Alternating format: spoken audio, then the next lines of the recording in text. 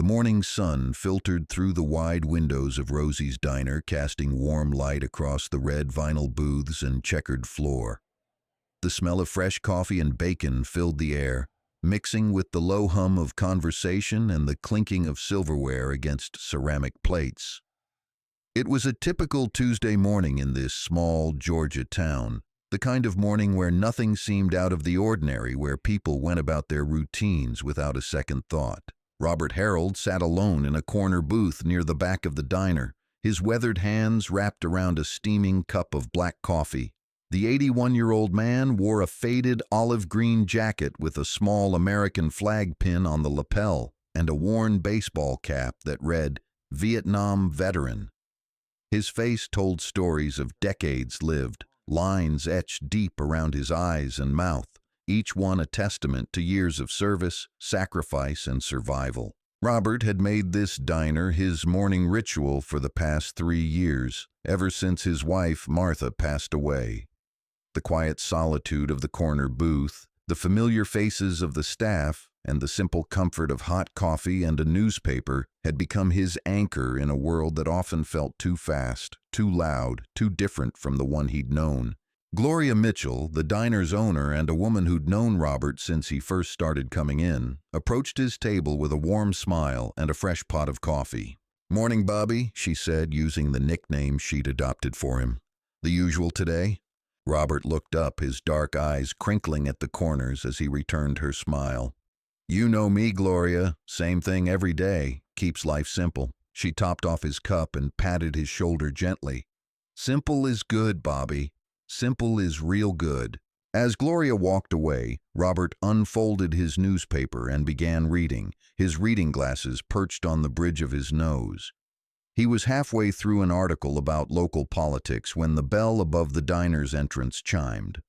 2 police officers walked in, and the atmosphere in the room shifted subtly. Officer Kyle Stevens was a tall man in his mid-30s with a crew cut and a perpetual scowl that seemed carved into his features. His uniform was crisp, his badge polished, but there was something about the way he carried himself that made people uncomfortable, a certain arrogance that bordered on hostility.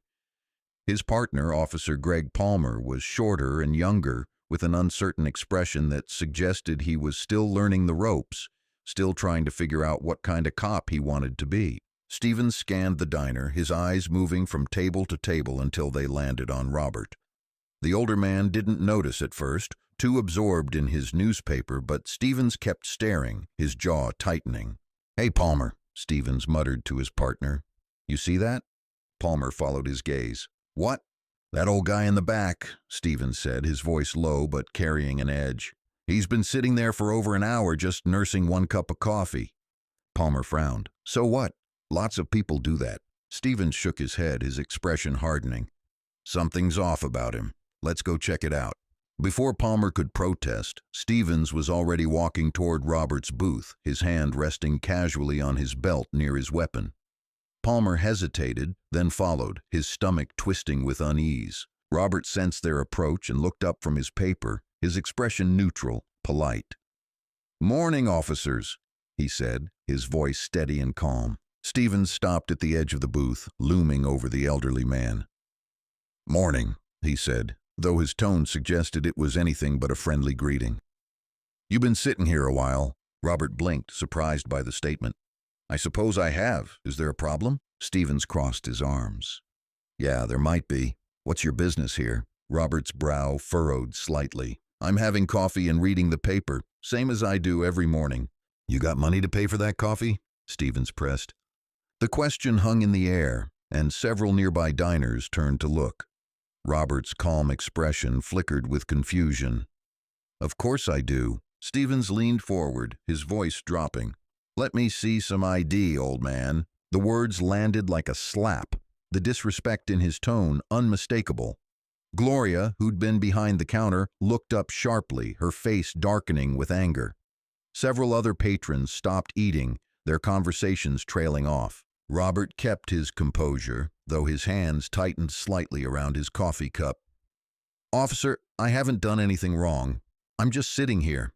"I didn't ask if you did anything wrong," Stevens snapped. I asked for your ID.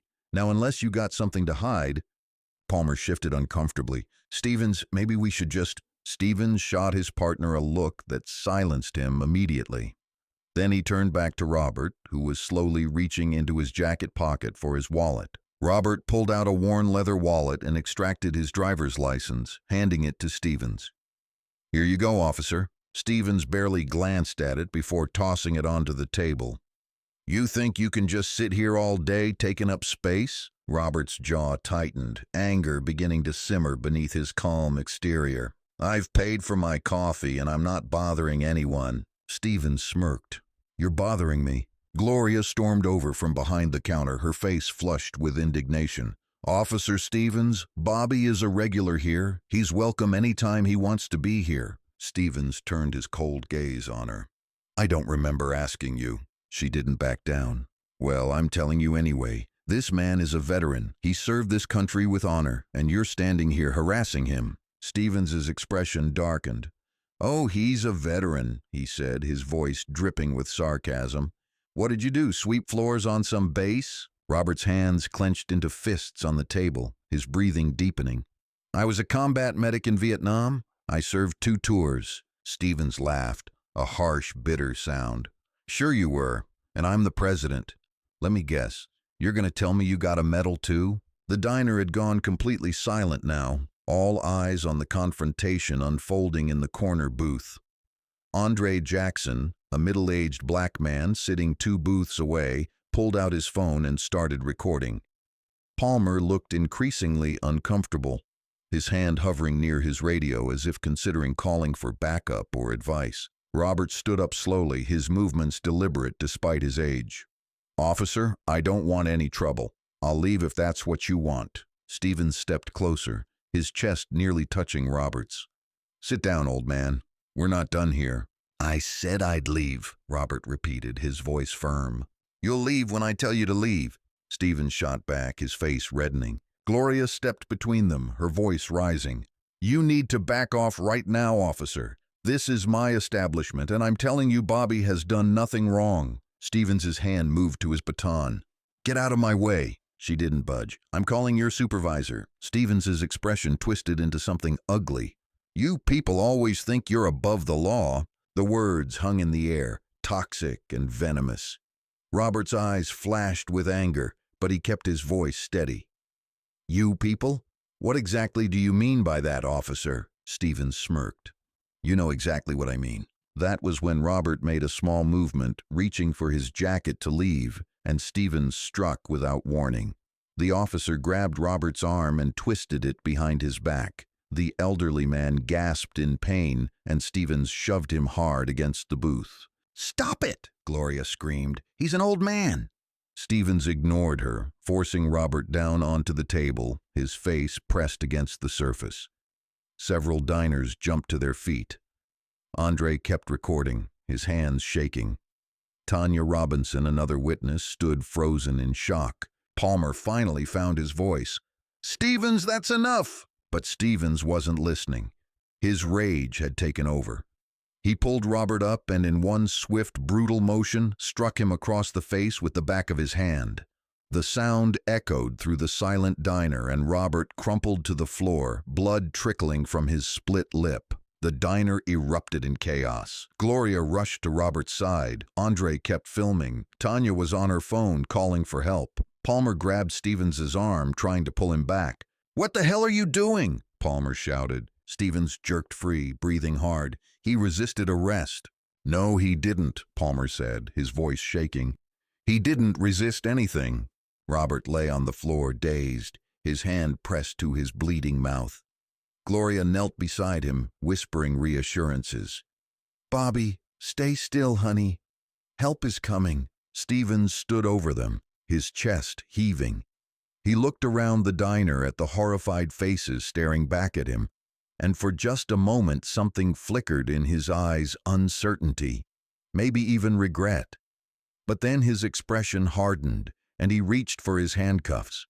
"He's under arrest," Stevens announced, his voice loud and defensive. "Assault on an officer." "That's a lie," Andre called out from his booth. "I got the whole thing on video." Stevens spun toward him. You better delete that right now. Andre held his phone up higher. Not a chance. Palmer looked torn, his loyalty to his partner warring with what he'd just witnessed. Stevens, this isn't right. Stevens ignored him, bending down to cuff Robert, who was still dazed on the floor. Gloria tried to stop him, but Stevens pushed her aside roughly. Within minutes, sirens wailed outside the diner. More police arrived, along with an ambulance. The scene descended into controlled chaos as officers tried to piece together what happened, but the damage was done. Robert Harold, an 81-year-old veteran who'd served his country with distinction, who'd saved lives on battlefields thousands of miles away, who'd done nothing more than sit in a diner drinking coffee, lay handcuffed and bleeding on the floor. And somewhere 200 miles away, in a military command center, Lieutenant Colonel David Harold was about to receive a phone call that would change everything. Lieutenant Colonel David Harold stood in the briefing room at Fort Benning, his uniform pressed to perfection, every ribbon and medal earned through years of distinguished service displayed with pride. He was addressing a group of junior officers, his voice commanding yet encouraging as he walked them through a tactical training exercise. At 47, David had built a career that would make any parent proud. He'd risen through the ranks through dedication, skill, and an unwavering commitment to the principles his father had instilled in him: honor, duty, integrity. The same values Robert Harold had carried with him through the jungles of Vietnam. David's phone buzzed in his pocket during a break in the presentation. He glanced at the screen and saw it was Gloria Mitchell, the woman who owned the diner his father frequented. A knot of worry formed in his stomach. Gloria never called him. "Excuse me," he said to the assembled officers, stepping out into the hallway before answering. "Gloria, what's wrong?" The words that came through the phone hit him like a physical blow. "David, it's your father. There was an incident at the diner. A police officer. He attacked Bobby." David's blood ran cold. "Attacked? What do you mean attacked?" Her voice was shaking with emotion and anger. "He came in harassing Bobby for no reason, asking for ID, being disrespectful. When Bobby tried to leave, the officer struck him. David, he hit your father, knocked him down. He's 81 years old, and that man hit him." David's hand tightened around the phone, his knuckles turning white. "Where is my father now?" "They took him to County General. But David, they arrested him. They're saying he assaulted the officer. It's a lie. I saw everything. Andre got it on video, but they took Bobby away in handcuffs." David closed his eyes, forcing himself to breathe, to think clearly through the rage building inside him. "Is he okay? Is my father hurt? He was bleeding from his mouth, and I think he hit his head when he fell." Gloria's voice broke. "I'm so sorry, David. I tried to stop it." "You did everything you could," David said, his voice tight. "Thank you for calling me. I'm on my way." He ended the call and stood in the hallway for a moment, his mind racing. His father, the man who'd taught him to ride a bike, who'd sat with him after his mother died, who'd never raised a hand in anger to anyone, had been beaten and arrested by a police officer. David walked back into the briefing room, his expression controlled but his eyes burning with barely contained fury. "I need to cut this short," he announced to the assembled officers. "Family emergency. Captain Rodriguez, you'll take over." The officers nodded, understanding that when a superior officer said family emergency, you didn't ask questions. David strode out of the building, pulling out his phone as he went. He made several calls in rapid succession, first to his adjutant, informing him he was taking emergency leave, then to his lawyer Nathan Cooper, and finally to the hospital. By the time he reached his car, David had transformed from a military officer conducting routine training into something else entirely: a son preparing for war. The drive from Fort Benning to the small Georgia town where his father lived normally took 3.5 hours. David made it in 2 hours and 40 minutes. His hands gripped the steering wheel, his jaw set. His mind ran through scenarios, evidence gathering, witness statements, legal strategies. But underneath the tactical thinking was raw emotion. His father had survived Vietnam, had come home when so many hadn't, had faced discrimination and hardship, but had always maintained his dignity, his belief in doing what was right. And now some small-town cop had struck him, humiliated him, arrested him for having the audacity to exist while black in a diner. David's phone rang through the car's Bluetooth. It was Nathan Cooper, his attorney. "David," Nathan's voice was calm, professional. "I got your message. I'm already making calls. What exactly happened?" David recounted everything Gloria had told him, his voice steady but hard. "There's video, Nathan. A witness recorded the whole thing." "Good. That's very good," Nathan said. "I'm going to need that video, and I'll need witness statements. I'm also putting in calls to the DA and the police chief. This needs to be handled carefully." "Carefully?" David repeated, the word tasting bitter in his mouth. "Nathan, my father is 81 years old, a decorated veteran. He was sitting in a diner and a cop beat him." "I understand," Nathan said. "And I'm furious too, but if we want justice, we need to do this right. We need to be strategic." David took a breath, forcing himself to calm down. "You're right. What do you need from me? First, get to your father. Make sure he's okay. Get medical documentation of his injuries, photographs, everything. Then we'll deal with the criminal charges against him. And yes, David, there will be consequences for that officer, I promise you."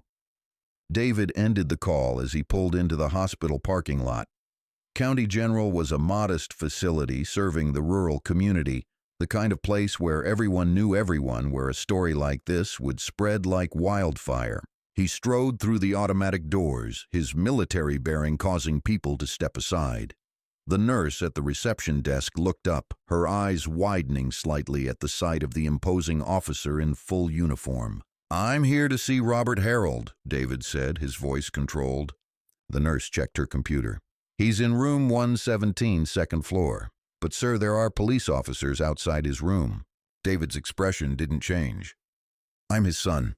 She nodded quickly. "Of course. Down the hall to the elevators." David found his father's room easily. The two uniformed officers standing outside confirmed it. Neither was Stevens or Palmer.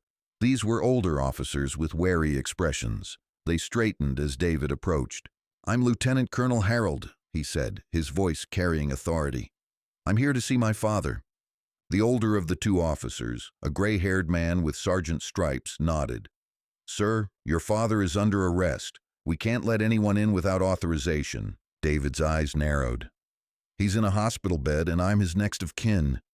You're going to let me in to see my father." The officers exchanged glances. The sergeant sighed. "Look, Colonel, I understand, but we have orders." "From who?" David demanded. "Officer Kyle Stevens?" The sergeant's expression tightened. "No, sir, from our captain." "Then call your captain," David said, stepping closer, "because I'm not leaving until I see my father, and trust me, you don't want this to become an incident." The sergeant studied him for a long moment, then pulled out his radio. "I need to speak with the captain." While they waited, David stood perfectly still, his eyes fixed on the door behind which his father lay. The younger officer shifted uncomfortably, clearly intimidated by David's presence and rank. After what felt like an eternity, the sergeant's radio crackled. "The captain's given permission. 5 minutes." David nodded curtly. "Thank you." He pushed open the door. The sight that greeted him made his chest tighten. Robert Harold lay in the hospital bed, looking smaller than David had ever seen him. His father's face was bruised, his lips swollen and stitched, a bandage covering a cut on his forehead. The old man's eyes were closed, but they flickered open as David entered. "Dad," David said, his voice breaking slightly as he moved to the bedside. Robert's eyes focused on his son, and despite everything, a small smile tugged at the uninjured side of his mouth. "Hey there, soldier," he said, his voice hoarse. "Didn't expect to see you today." David pulled a chair close, sitting down and carefully taking his father's hand. "What happened, Dad? Tell me everything." Robert's expression darkened with memory. "I was just sitting there, son, having my coffee, reading the paper. That officer Stevens, he came over, started asking questions, demanding ID. I gave it to him, but he kept pushing, kept disrespecting me." He paused, his breathing shallow. "When I tried to leave, he grabbed me, and then—" "And then what?" David pressed gently. Robert's eyes met his. "He hit me, David, knocked me down like I was nothing, like all those years I served didn't matter. Like I didn't matter. David's jaw clenched so tight his teeth ached. I'm sorry, Dad. I'm so sorry this happened to you. Robert squeezed his son's hand with surprising strength. Don't be sorry, son. Be smart. This isn't just about me. This is about every person who gets treated like this every day. We need to fight this the right way. That's exactly what we're going to do, David said, his voice firm. I've already got Nathan Cooper working on it. We're going to make sure justice is served. Robert nodded tiredly. Good. But David, promise me something. Anything, Dad. Promise me you'll keep your head, Robert said, his eyes intense. Don't let anger make you do something that'll hurt your career. I'm proud of what you've become. David felt tears prick his eyes, but he blinked them away. I promise, Dad, but I'm also promising you this Officer Stevens is going to answer for what he did. A knock on the door interrupted them. The sergeant poked his head in. Colonel, your time's up. David stood but kept hold of his father's hand. I'll be back, Dad, and I'm not leaving town until this is resolved. Robert smiled again. Rest easy, son. I'm tougher than I look. David leaned down and kissed his father's forehead, then straightened his shoulders and walked out of the room. The transformation was immediate. The concerned son replaced by the military officer with a mission. In the hallway, he pulled out his phone and made another call, this time to his contact at the local media. Within an hour, the story of an 81-year-old Vietnam veteran beaten and falsely arrested by a small-town cop would be everywhere. And Officer Kyle Stevens' life was about to become very complicated. The police station was a squat brick building on the edge of town, its parking lot half full of patrol cars and personal vehicles. Inside, the atmosphere was tense. Word of the incident at Rosie's Diner had spread quickly, and officers were divided, some standing by Stevens, others quietly expressing doubt. Officer Kyle Stevens sat in an interrogation room, though he wasn't the one being interrogated yet. His union representative, a lawyer named Martin Cross, sat beside him reviewing the incident report Stevens had filed. His story was simple, straightforward. The suspect had become aggressive, had resisted, and Stevens had used appropriate force to subdue him. Across town, in a modest law office, Nathan Cooper was reviewing very different evidence. His laptop screen showed the video Andre Jackson had filmed, and with each viewing, Nathan's anger grew alongside his confidence. This wasn't just a case of excessive force. This was assault, plain and simple, captured in high definition. David Harold sat across from Nathan. His uniform jacket hung over the chair, his tie loosened slightly. The two men had known each other for years, had worked together on military legal matters, but this was personal. Play it again, David said, his voice tight. Nathan clicked the mouse and the video started over. The footage was shaky at first as Andre pulled out his phone, but it stabilized quickly. The audio was crystal clear, capturing every word. You people always think you're above the law, Stevens' voice came through the speakers. Nathan paused the video. There, that phrase alone is damning. It establishes bias, motivation. David nodded. What else? Nathan resumed playback. They watched as Robert made a small movement to leave, watched as Stevens grabbed him, twisted his arm, forced him against the booth. Then the strike, the sickening sound of flesh hitting flesh, Robert crumpling to the floor. Nathan paused again. At no point does your father resist. At no point does he threaten the officer. He tries to comply, tries to de-escalate, and Stevens assaults him. What about Stevens' claim that my father reached for his weapon? David asked. Nathan rewound the footage. Watch Robert's hands. They're visible the entire time.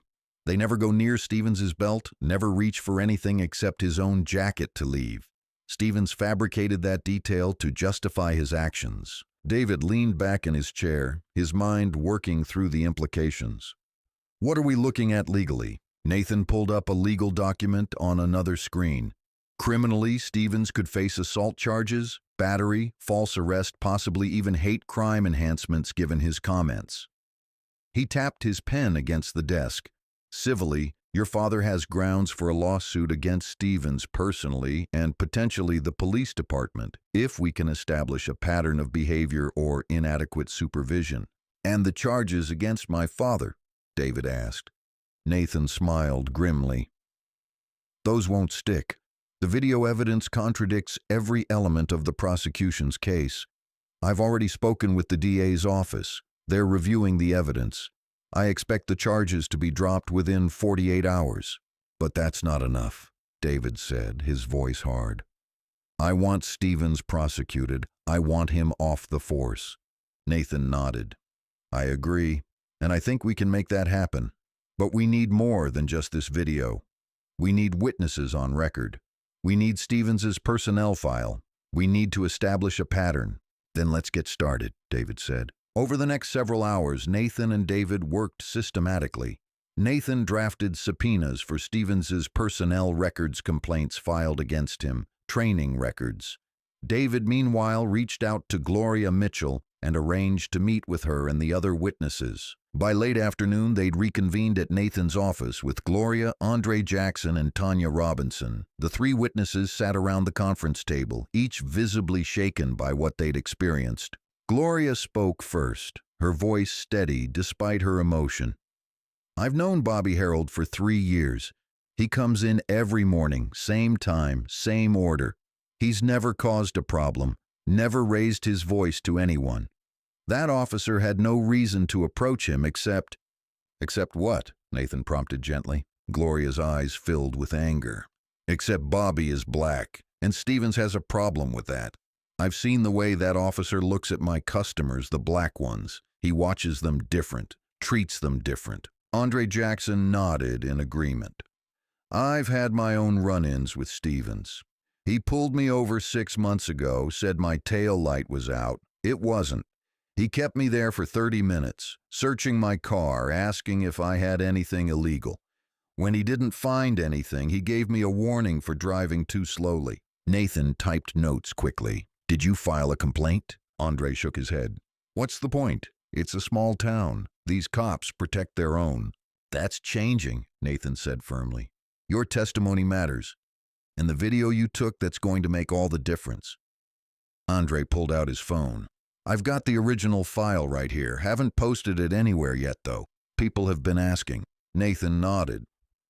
Good. Let's keep it that way for now. I don't want to compromise the investigation, but I will need a copy for evidence. Tanya Robinson, who'd been quiet, spoke up. I didn't get video, but I saw everything. She wrapped her hands around her coffee mug. The officer was aggressive from the start. He wanted a confrontation. Nathan interviewed each witness carefully, documenting their statements, recording their accounts. David watched, listening to the details, his anger carefully controlled.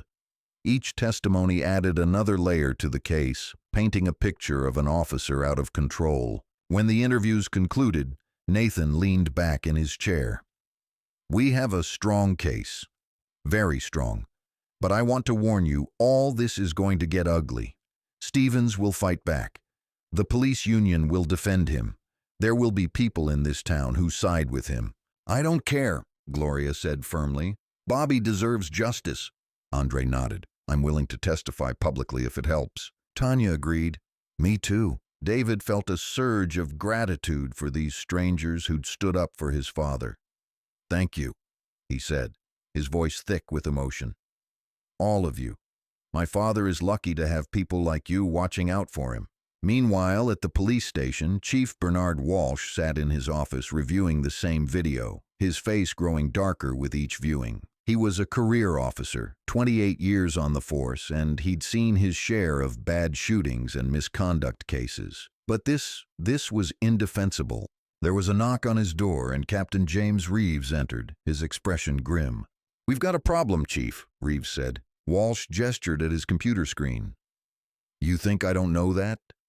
I just watched one of my officers assault an elderly veteran for no reason.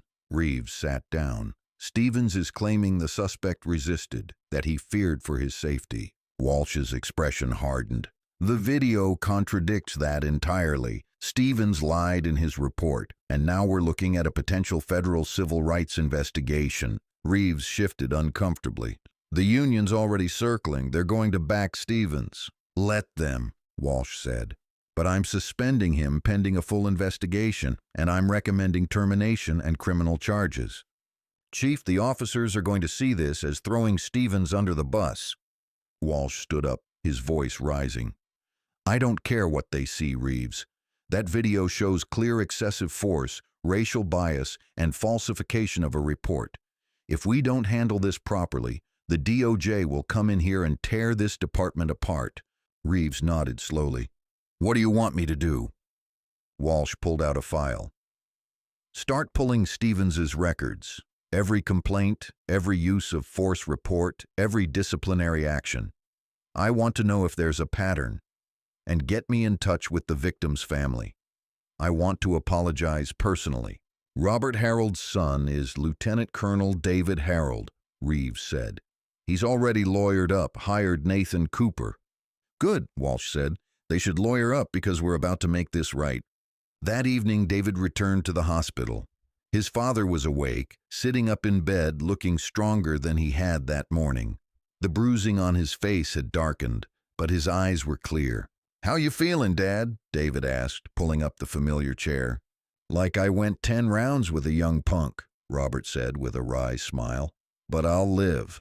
David smiled despite himself.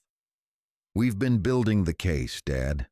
Nathan's confident the charges against you will be dropped.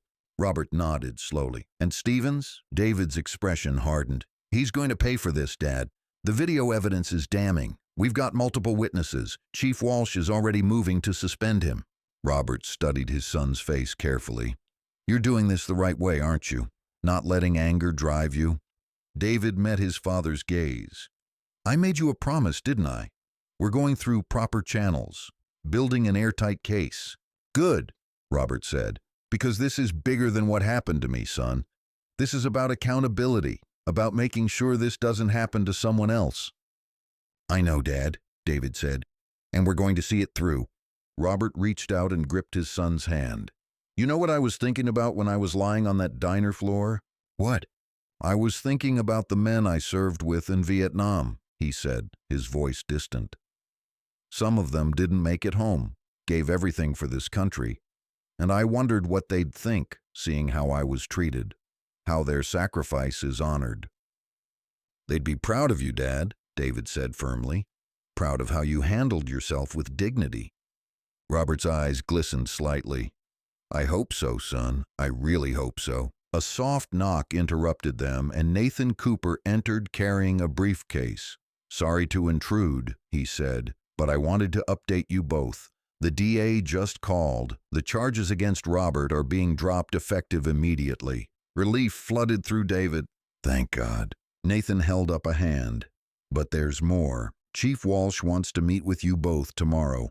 He's prepared to issue a formal apology, and he's recommending criminal charges against Stevens. Robert absorbed this information, his expression thoughtful. That's a start, he said. But what about the systemic issues? What about making sure this doesn't happen again? Nathan smiled slightly. I was hoping you'd ask that. Because I think we need to push for more than just punishing Stevens. We need policy changes, training reforms, real accountability measures. David nodded. I agree. What are you thinking? Nathan pulled out a document. I've drafted a list of demands: transparency in use of force cases, independent review boards, mandatory bias training, body cameras that can't be turned off or conveniently malfunction. Robert listened carefully, his tactical mind engaging. This is good, but we need community involvement, civilian oversight. Exactly, Nathan said, which is why I want to propose a settlement that includes not just compensation for you, Robert, but a commitment to reform. Robert looked at his son, then back at Nathan. I'm in, but I don't want money. I want change. Nathan grinned slightly. Then let's make it happen. As the three men began planning their strategy, news of the incident was spreading beyond the small Georgia town. Social media was lighting up with outrage. Local news had picked up the story, and national outlets were starting to take notice. Somewhere in his house, Officer Kyle Stevens watched the news reports with growing dread. His phone buzzed constantly, calls from his union rep, his lawyer, friends offering support or asking questions. He ignored them all, staring at the screen as his life unraveled. He'd thought it would be simple. An old man, a nobody, someone who wouldn't fight back, wouldn't cause trouble. But he'd been wrong. Robert Harold was somebody, and his son was coming for him with the full weight of the law and justice. The news conference was scheduled for 10 the following morning at the county courthouse steps. Already by 9:30, a crowd had gathered, reporters with cameras and microphones, community members holding signs, supporters of Robert Harold, and a smaller, tenser group of people wearing blue in support of law enforcement. David Harold stood inside the courthouse reviewing his statement with Nathan Cooper. He'd changed from his military uniform into a dark suit, though the bearing remained the same, commanding, present, impossible to ignore. "You ready for this?" Nathan asked. David looked out the window at the gathering crowd. "As ready as I'll ever be." The plan was simple. Robert would appear briefly, supported by David and Nathan. They would read a prepared statement, take a few questions, and then step back to let the legal process unfold. But both men knew this was about more than just their case. This was a moment that could define how the community moved forward. At exactly 10 o'clock, they emerged from the courthouse, Robert walking slowly but steadily between his son and his lawyer. The crowd noise swelled, some cheering, some jeering. Camera flashes erupted like lightning. Nathan stepped to the microphone cluster first, his voice amplified across the plaza.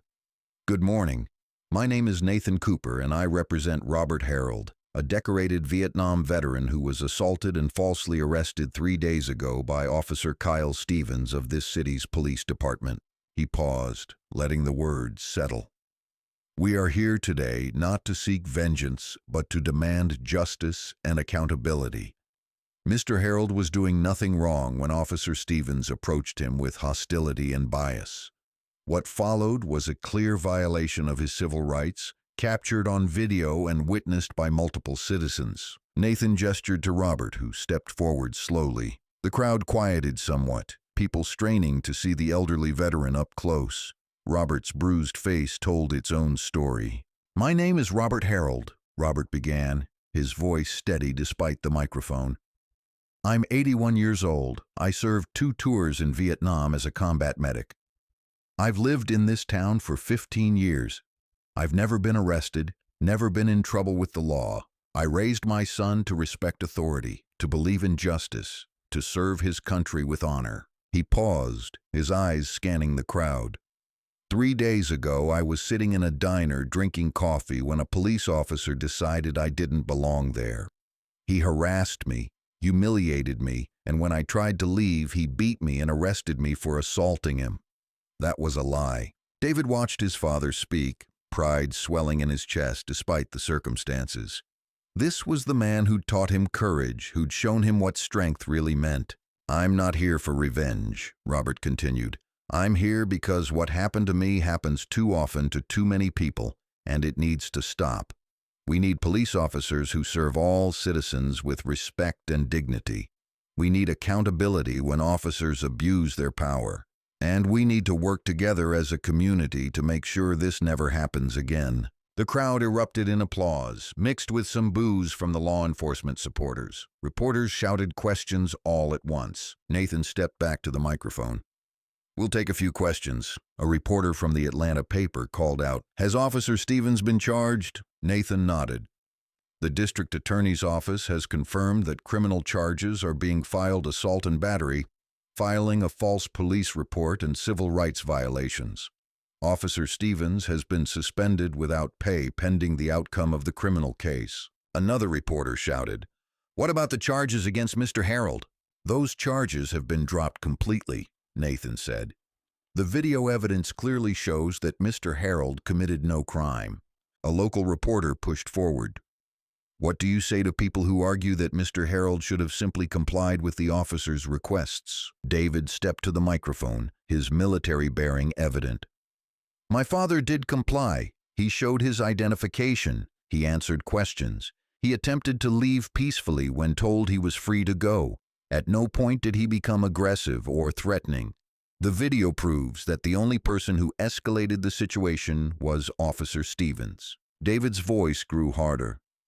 My father served this country in combat. He saved lives under fire. He earned the right to drink coffee in a diner without being harassed and beaten. And frankly, every citizen, regardless of their service record, has that right. Applause rippled through the crowd again, stronger this time. "One more question," Nathan said, pointing to a reporter in the back. "How do you respond to the police union's statement that Officer Stevens feared for his safety?"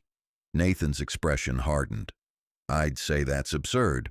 My client is an 81-year-old man weighing 160 pounds. Officer Stevens is a 35-year-old trained police officer. The idea that he felt threatened is not supported by any evidence, and using that false claim to justify violence is exactly the problem we're trying to address." With that, Nathan thanked the press, and the three men retreated back into the courthouse. Behind them, the crowd's energy shifted. Reporters scrambled to file their stories, community members debated among themselves, and the small pro-police contingent looked increasingly isolated. Inside a conference room, Chief Walsh waited. He stood as Robert, David, and Nathan entered, his expression grave and genuinely remorseful. "Mr. Harold," Chief Walsh said, extending his hand. "I'm Bernard Walsh, Chief of Police. I want to begin by offering you my sincerest apology. What happened to you should never have occurred." Robert shook his hand, studying the chief's face carefully. "Words are a start, Chief, but I need to know what you're going to do about it." Walsh nodded. "Please, sit." He gestured to the conference table where files and documents were spread out. "I've been reviewing Officer Stevens's record, and I'm ashamed to say there were warning signs, complaints that weren't properly investigated, instances of questionable conduct that were overlooked." He slid a file across the table. "Stevens has had 9 complaints filed against him in the past 5 years, 8 of them from citizens of color. 1 resulted in a suspension.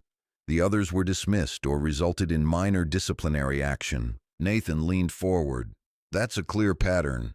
Walsh agreed. "And that's on me and my department. We failed in our duty to hold our officers accountable. And as a result, you suffered, Mr. Harold." "What are you prepared to do about it?" David asked, his tone firm. Walsh pulled out another document.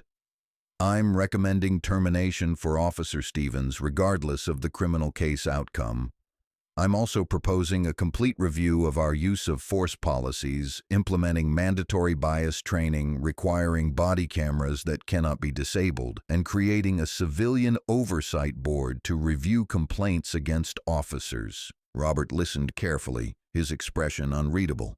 "Those are good starts. What about transparency?" Walsh nodded.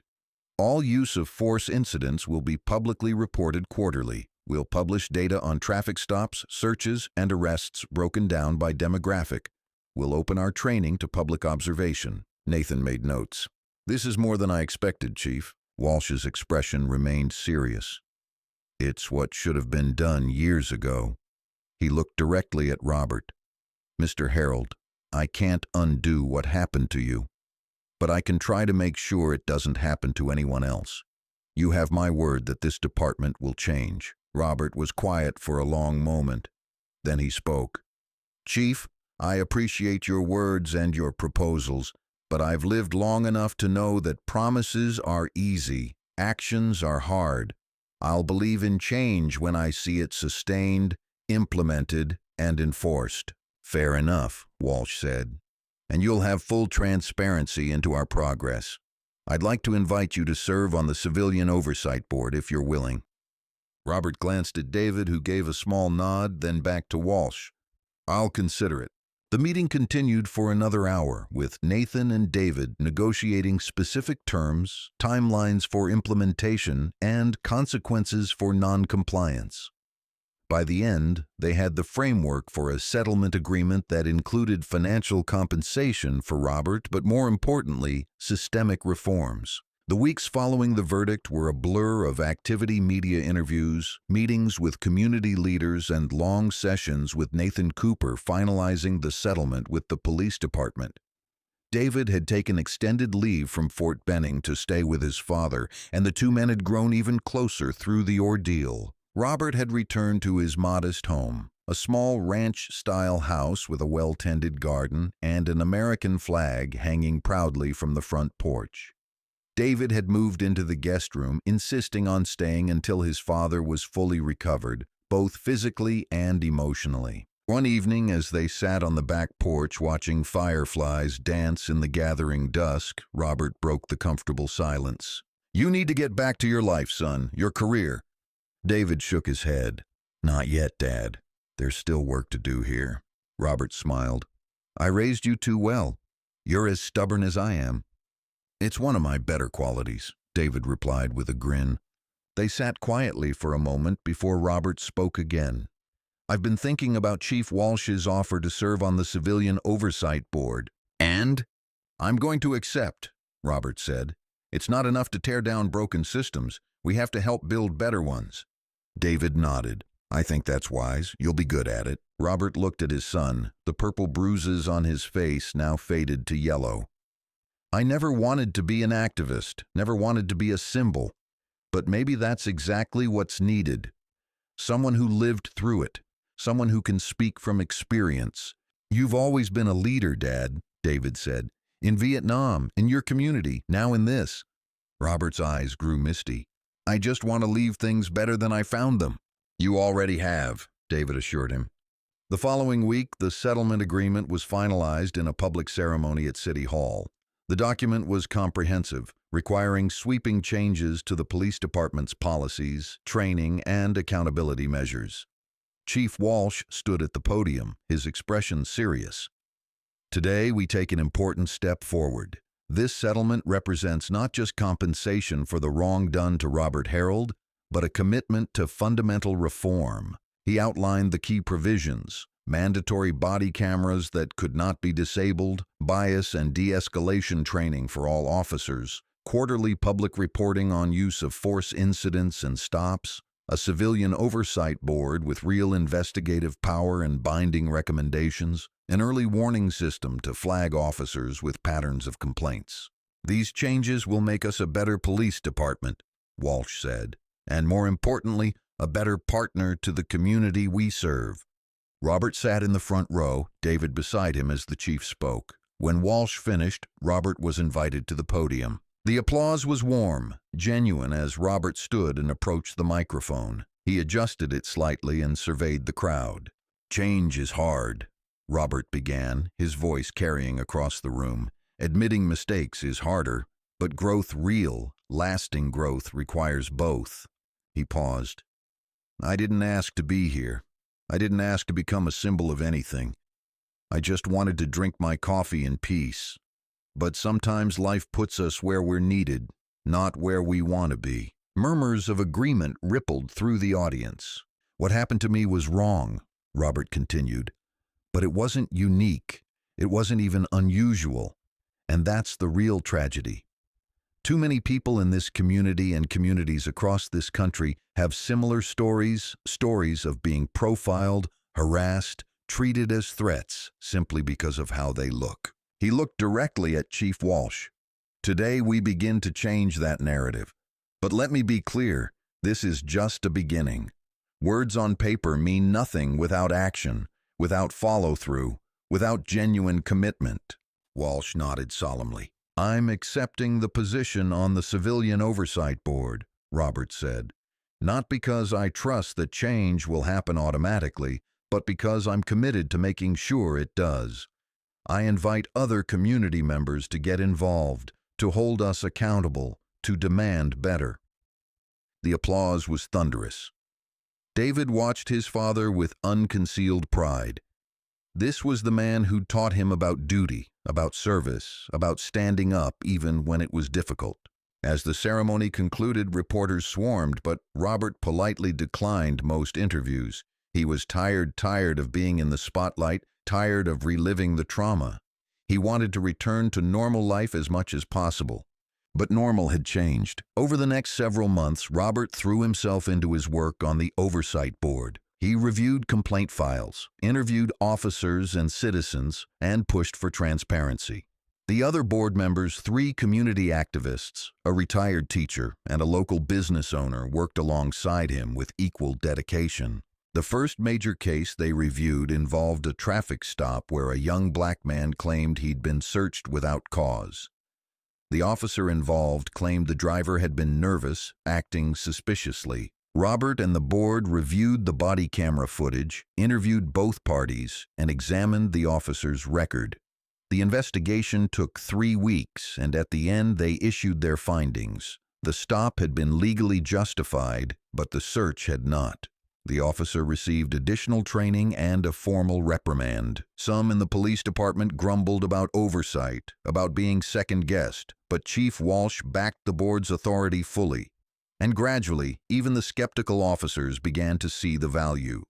When a controversial shooting occurred and the board's transparent investigation cleared the officers involved, the community accepted the findings because they trusted the process. David watched these developments from Fort Benning, where he'd finally returned to duty. They spoke by phone several times a week, and Robert kept him updated on every victory, every setback, every small step forward. "You sound good, Dad," David said during one call. "Stronger." "I feel stronger," Robert replied. "This work, it gives me purpose, reminds me why I served in the first place, to protect people, to make things better." "I'm proud of you," David said, his voice thick with emotion. "Your mother would be too," Robert said softly. "She always believed in fighting the good fight." Meanwhile, Officer Kyle Stevens sat in a state prison serving his sentence 2 years for assault, 6 months for filing a false report to run consecutively. The civil rights conviction had added federal time. His appeals had been denied, his police career was over, his reputation destroyed.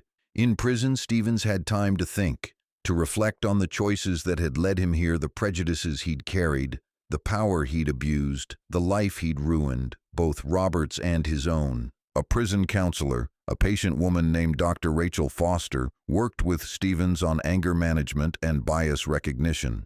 At first he'd resisted, but slowly, painfully, he began to confront the truth about himself. "I was raised to see certain people as less than," Stevens admitted during one session. "My father, my uncles, they all talked that way, and I just accepted it, never questioned it." Dr. Foster nodded gently. "And when did you start to question it?" Stevens was quiet for a long time. "When I saw Mr. Harold's son at the trial," he said finally. "When I heard him talk about his father's service, his sacrifice, I realized I'd done something unforgivable to someone who'd given everything for this country. Recognition is the first step," Dr. Foster said. "But the real work is changing, not just your thoughts, but your actions, your choices." "Can I change?" Stevens asked, his voice small. "Can someone like me really change?" Dr. Foster met his eyes. "Everyone can change, Kyle, but it requires courage, humility, and commitment. Are you willing to do that work?" Stevens nodded slowly. "Yes, I am." Back in the small Georgia town, life continued. Robert returned to his routine at Rosie's Diner, though now when he entered, people greeted him with respect, with admiration. Gloria always had his coffee ready and his usual booth waiting. One morning, about 6 months after the trial, a young black teenager nervously approached Robert's booth. "Excuse me, sir," the boy said. "Are you Mr. Harold?" Robert looked up, smiling gently. "I am. What can I do for you?" The teenager shuffled his feet. "My name is Terrence Williams. I just wanted to say thank you for what you did. Standing up to that cop. It made me feel like maybe things can get better." Robert gestured to the seat across from him. "Sit down, Terrence." The boy sat, looking both excited and intimidated. "Things can get better," Robert said. "But only if people like you and me keep pushing, keep believing, keep working for change." He studied the young man. "What do you want to do with your life, Terrence?" The teenager hesitated. "I want to be a lawyer, like Mr. Cooper, help people fight for their rights." Robert's face broke into a wide smile. "That's a fine goal. Have you talked to colleges?" Terrence shook his head. "My grades are good, but I don't know if I can afford it." Robert pulled out his phone. "Let me give you Mr. Cooper's number. He runs a scholarship program for students interested in civil rights law. You call him. Tell him I sent you." Terrence's eyes widened. "Really?" "Really," Robert said. Your generation is going to continue this fight, and we need good people like you leading the way." As Terrence left, clutching the phone number like a treasure, Robert felt a deep sense of satisfaction. This was legacy. This was impact. Not just winning one case, but inspiring the next generation to carry the work forward. David visited for Thanksgiving that year. The house filled with the smell of turkey and stuffing as father and son worked side by side in the kitchen preparing the meal.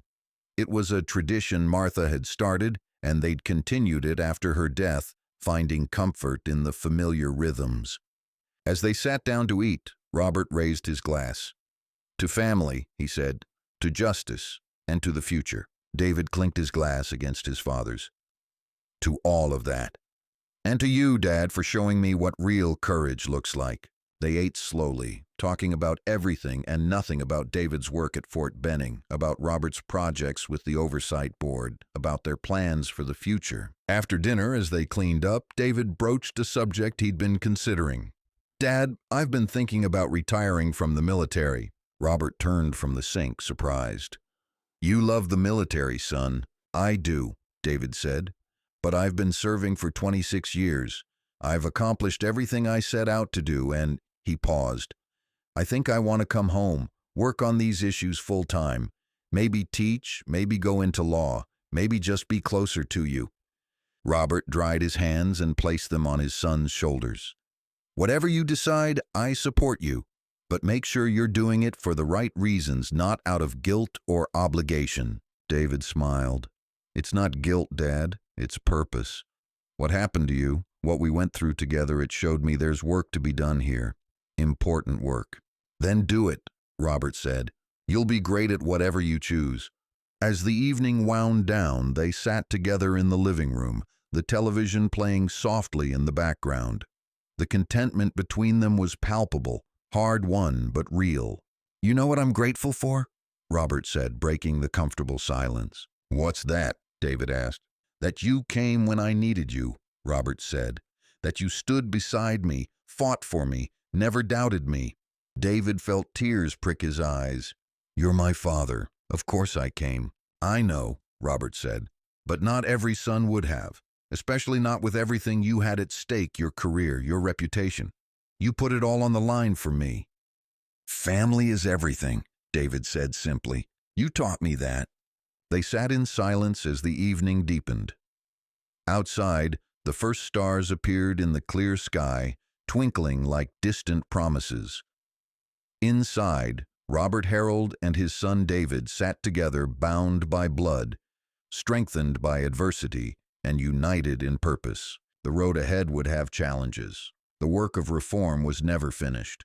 But they'd proven something important. Justice was possible, accountability could be achieved, and change, though difficult, was within reach. As Robert drifted off to sleep that night in his own bed, in his own home, he thought about the young man Terrence, about the changes at the police department, about his son sleeping in the next room. He thought about Martha, too, wishing she could see what they'd accomplished, knowing somehow that she could. And he felt at peace.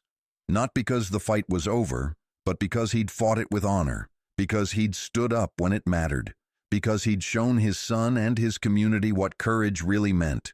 The next morning would bring new challenges, new opportunities to make a difference. But tonight, Robert Harold, decorated veteran, survivor of injustice, architect of change, simply rested. Spring arrived in Georgia with an explosion of color. Dogwood blossoms painted the streets white and pink, while azaleas burst forth in brilliant purples and reds.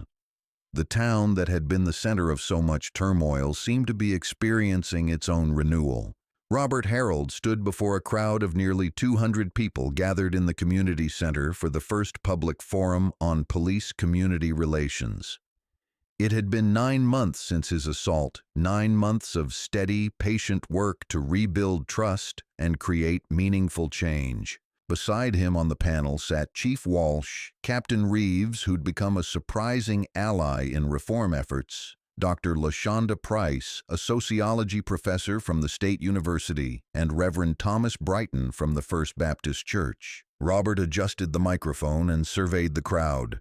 The room was packed with a diverse cross-section of the community, young and old, black and white, people who'd experienced problems with police and officers who wanted to do better. "Thank you all for coming," Robert began, his voice steady. "The fact that this room is full tells me something important. It tells me people care about this issue and they want solutions, not just complaints." Murmurs of agreement rippled through the audience. "Tonight isn't about pointing fingers," Robert continued. "It's about dialogue, about understanding each other's perspectives, and about working together to build something better."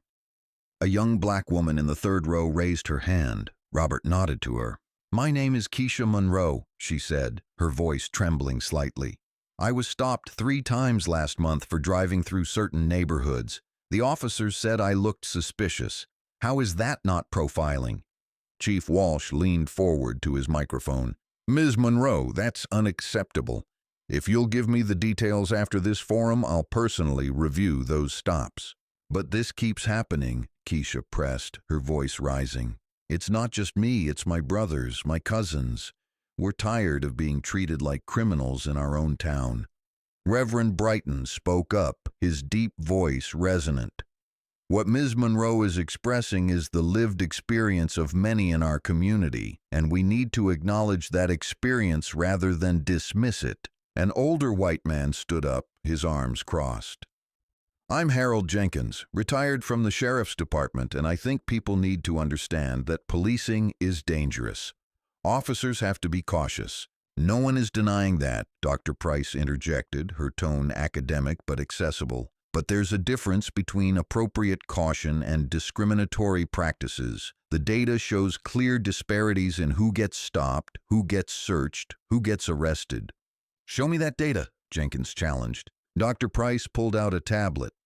"Over the past year, black drivers in this county were 3 times more likely to be stopped and 5 times more likely to be searched than white drivers. Yet contraband was found at equal rates across all demographics.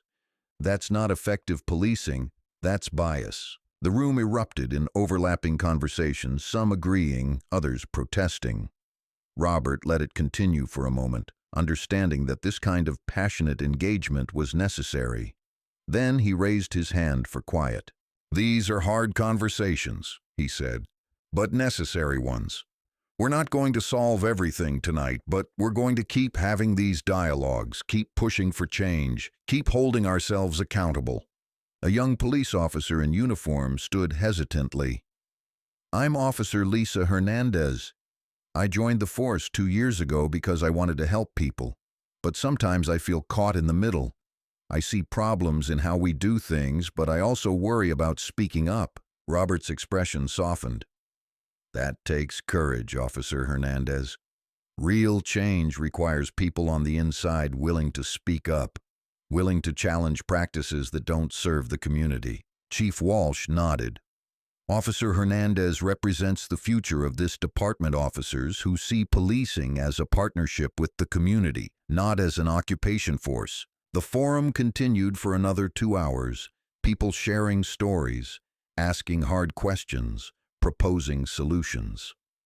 By the end, no grand breakthrough had occurred, but something subtler, more important, had happened. People had listened, really listened to perspectives different from their own. As the crowd dispersed, Robert felt a hand on his shoulder. He turned to find Officer Greg Palmer, Stevens's former partner. The young officer looked uncomfortable but determined. "Mr. Harold," Palmer said, "can I speak with you for a moment?" Robert studied him for a moment, then nodded. "Of course." They moved to a quiet corner of the room. Palmer took a deep breath. "I wanted to apologize," he said. "I was there that day at the diner. I saw what Stevens was doing and I didn't stop it.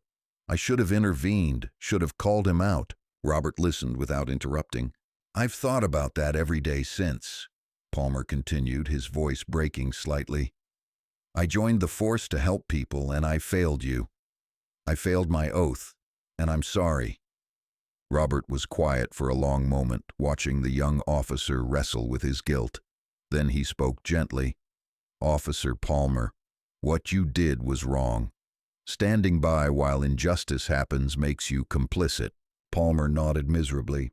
I know, but, Robert continued, you're here now. You're confronting it. That matters. What are you going to do differently going forward? Palmer looked up, meeting Robert's eyes. I've started speaking up when I see problems. I've filed 2 reports about improper stops, and I'm working with Chief Walsh on training new recruits about de-escalation and bias. Robert extended his hand. Then you're on the right path. Keep doing that work. Palmer shook his hand, gratitude evident in his face. Thank you, sir. As Robert left the community center that night, he felt cautiously optimistic. Change was slow, messy, imperfect, but it was happening. Across town, David Harold sat in Nathan Cooper's law office reviewing a proposal. David had indeed retired from the military after 26 years of distinguished service and was now establishing a foundation focused on police reform and veteran advocacy.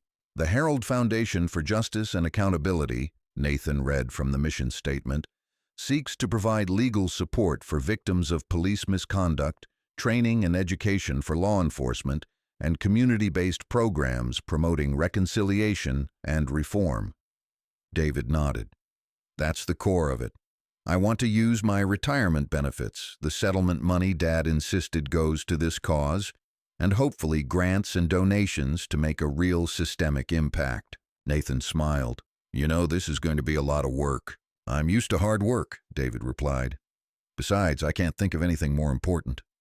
The foundation officially launched 3 months later with offices in the town and partnerships with universities, law schools, and civil rights organizations. Its first major initiative was a training program where veterans, many of them people of color, shared their experiences with police officers, helping build empathy and understanding. Robert was deeply involved, speaking at training sessions, sharing his story, answering questions. The officers who participated, many of them young and genuinely eager to improve, hung on his words. One session stood out. A rookie officer named Danny Foster raised his hand. Mr. Harold, he said, how do I make sure I never become like Officer Stevens? How do I check my own biases? Robert appreciated the vulnerability in the question. First, by asking that question, you're already ahead of the curve, he said. But the real work is ongoing. It's examining your reactions, questioning your assumptions, seeking out perspectives different from your own. Danny nodded, taking notes. Do you think officers and the community can ever really trust each other? Robert smiled faintly. Trust is earned slowly through consistent action, through transparency, through accountability. It won't happen overnight. But yes, I believe it's possible. Because the alternative, giving up on each other, is unacceptable. As the months passed, the Foundation's impact grew. It provided free legal representation to 3 families facing police misconduct cases, winning 2 significant settlements and reforms. It sponsored community dialogues in 12 different towns. It published research on best practices in policing that was adopted by departments across the state. But perhaps its most significant achievement was personal, individual stories of transformation. Like Officer Palmer, who became a trainer himself, teaching new recruits about the dangers of blind loyalty and the importance of intervention. Like Terrence Williams, the teenager who'd approached Robert at the diner, who received a full scholarship to college and was thriving in pre-law studies. Like Chief Walsh, who despite initial resistance from some quarters, became a national voice for police reform, speaking at conferences and working with federal agencies. And like Stevens himself, who from prison wrote a letter to Robert. The letter arrived on a Tuesday afternoon. Robert held the envelope for a long time before opening it, uncertain whether he wanted to read what was inside. Finally, he slid it open and unfolded the single page of notebook paper. Dear Mr. Harold, the letter began, I don't expect you to read this, and I certainly don't expect forgiveness, but I needed to try to say something I've been avoiding. I'm sorry, inadequate words for what I did to you, but they're true. I was wrong in every possible way. Wrong in how I approached you, wrong in what I said, wrong in how I treated you, and wrong in lying about it afterward. I've spent the past year in here thinking about why I did what I did, and the answer isn't comfortable. I was raised with prejudice, absorbed it without questioning it, and then I put on a badge which gave me power to act on those prejudices. The result was that I hurt an innocent man, a man who served his country, while I was using my position to harm citizens I was supposed to protect. I'm not writing this to make you feel sorry for me or to reduce my sentence. I'm writing because you deserve to know that I understand what I did and that I'm working every day to become someone different, someone better. I'm taking classes in here: diversity training, anger management. I'm reading books by James Baldwin and Brian Stevenson, trying to understand the systems I was part of. I'm talking to other inmates, learning their stories, seeing their humanity. I know I can never undo what I did to you, but I hope that someday when I get out, I can do something positive with what I've learned. Maybe work with at-risk youth, maybe speak to police academies about the dangers of unchecked bias, maybe just live differently. You didn't deserve what I did to you. No one does.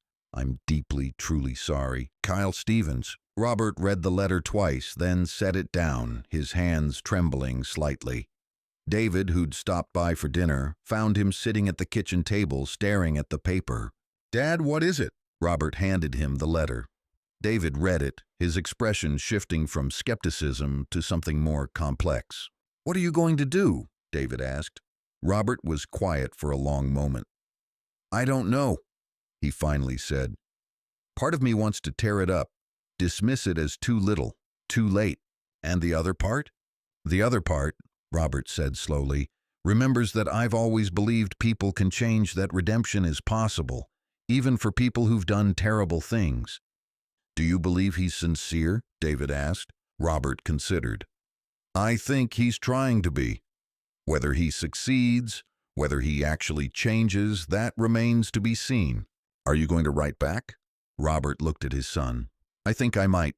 Not to forgive, not yet, maybe not ever, but to acknowledge that I received it, that I see he's making an effort." David nodded. "That sounds like you, Dad, always giving people a chance to be better." "We all need that chance," Robert said softly. "Even people who've done wrong." That evening, Robert sat down and wrote a brief response. "Officer Stevens, I received your letter. Thank you for writing it. Forgiveness is complicated and I'm not there yet, but I acknowledge your efforts to change. I hope for your sake, and for the sake of anyone you interact with in the future, that you continue that work. Real change requires sustained commitment, not just words. If you're serious about making amends when you're released, consider supporting the Herald Foundation for Justice and Accountability, not with money, but with your story, with honest testimony about how bias can corrupt policing, with a willingness to help others avoid the path you took. That would be meaningful restitution." Robert Herald. He mailed the letter, uncertain whether he'd done the right thing, but feeling that grace, even when hard, was necessary. As spring turned to summer, the town continued its slow transformation. The police department's reforms were working, complaints were down, community satisfaction was up, and officers reported feeling more supported and better trained. Robert's work on the oversight board expanded. He traveled to other communities, consulting on establishing similar bodies, sharing lessons learned, inspiring others. And David's foundation grew, adding staff, expanding programs, making a real measurable difference. One evening, father and son sat on Robert's back porch, as had become their custom, watching the sunset paint the sky in shades of orange and purple. "You ever think about what would have happened if you hadn't stood up?" David asked. "If you just let it go?" Robert was quiet for a moment.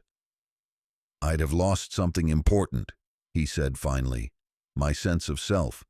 My belief that right matters." "You inspired a lot of people, Dad." Robert shook his head. "I didn't set out to inspire anyone. I just refused to be silenced. But the fact that it resonated with people, that tells me the problem was bigger than just me." "It still is," David said, "which is why the work continues." They sat in comfortable silence, watching as the last light faded and stars began to appear overhead.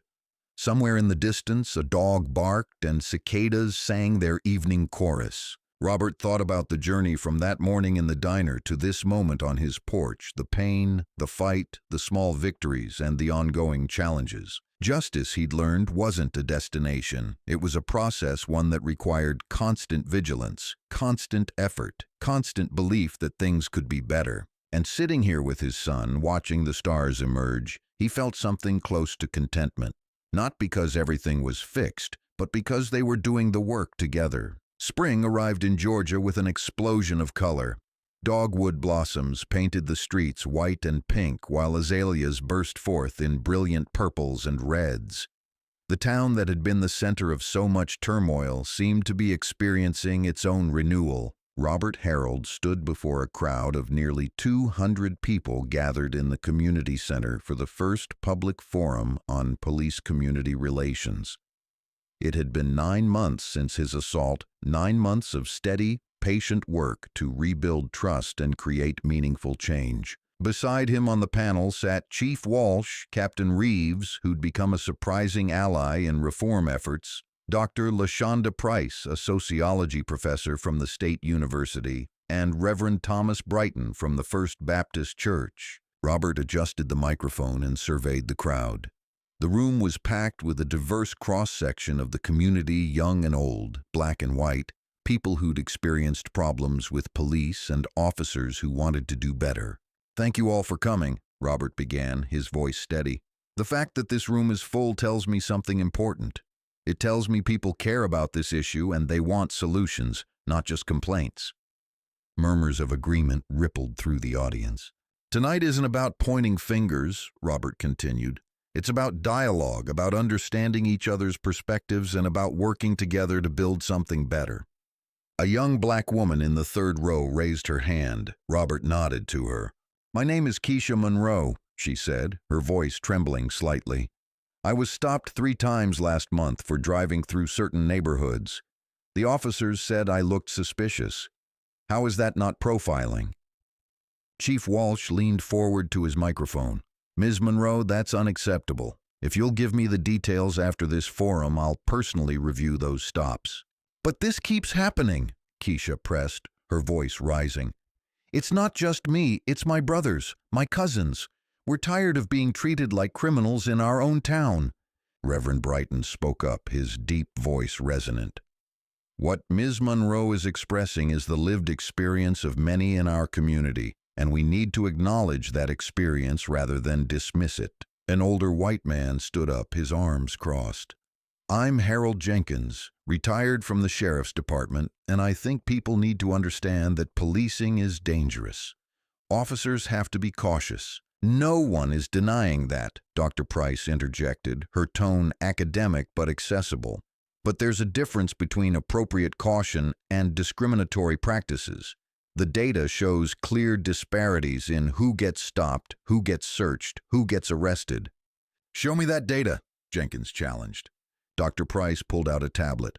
"Over the past year, black drivers in this county were 3 times more likely to be stopped and 5 times more likely to be searched than white drivers. Yet contraband was found at equal rates across all demographics. That's not effective policing, that's bias." The room erupted in overlapping conversations, some agreeing, others protesting. Robert let it continue for a moment, understanding that this kind of passionate engagement was necessary. Then he raised his hand for quiet. "These are hard conversations," he said, "but necessary ones. We're not going to solve everything tonight, but we're going to keep having these dialogues, keep pushing for change, keep holding ourselves accountable." A young police officer in uniform stood hesitantly. "I'm Officer Lisa Hernandez. I joined the force 2 years ago because I wanted to help people. But sometimes I feel caught in the middle. I see problems in how we do things, but I also worry about speaking up." Robert's expression softened. "That takes courage, Officer Hernandez.